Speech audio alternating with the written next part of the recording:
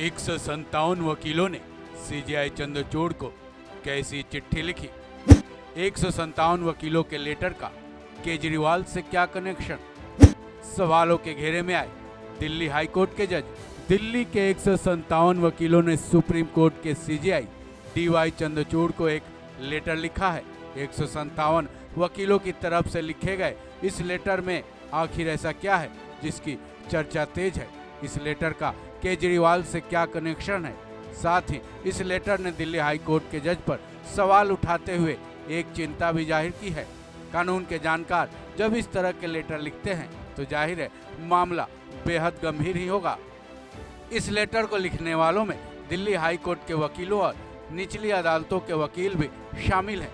ऐसे में सीजेआई चंद्रचूड़ भी शायद ये सोचने पर मजबूर हो जाएं कि आखिर मामला बेहद संजीदा तो है, तभी तो इतनी ज़्यादा तादाद में कानून के जानकारों ने उनके पास लेटर लिखे हैं।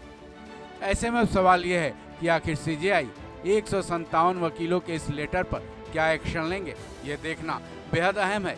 सीजेआई डीवाई चंद्रचूड़ वकीलों के इस लेटर पर क्या एक्शन लेंगे वो बाद में सामने आएगा। सबसे पहले जानते हैं इस चिट्ठी में आखिर क्या लिखा है और क्या आरोप लगाए गए हैं और साथ ही क्या चिंता जाहिर की गई है। चीफ जस्टिस ऑफ इंडिया को हमने रिप्रेजेंटेशन दिया जिसमें करीब 157 लॉयर्स के सिग्नेचर हैं, जिसमें प्रमुख रूप से बलराज सिंह मलिक जो सुप्रीम कोर्ट में प्रैक्टिस करते हैं, एओआर साहब भी हैं, कुछ सुप्रीम कोर्ट के मेंबर हैं, बाकी डिस्ट्रिक्ट कोर्ट हाई कोर्ट के मेंबर हैं। उन सब ने एक सिग्नेचर करके एक चिंता जाहिर की है कि पिछले कुछ दिनों से जब से अरविंद केजरीवाल जी को बिहाइंड द बार जाने के बाद ईडी ने जिस तरीके से ईडी की कोर्ट डेजिग्नेटेड कोर्ट की बेल मिलने के बाद उन्होंने हाई कोर्ट में उस ऑर्डर को चैलेंज किया, बिना उनके पास ऑर्डर हुए हाई कोर्ट ने उसको स्टे किया और बाद में पता चला कि ऑनरेबल हाई कोर्ट जज सुधीर कुमार जैन साहब जो हैं उनके रियल ब्रदर ईडी के काउंसिल हैं, ईडी के पैनल लॉयर हैं। जबकि परंपरा ये है कि अगर मान लो आप उसको रिक्यूज करना चाहिए था, दूसरे इंडिपेंडेंट जज को सुनना चाहिए था। इस तरीके की चीज़ें कहीं ना कहीं चिंता जाहिर करती हैं।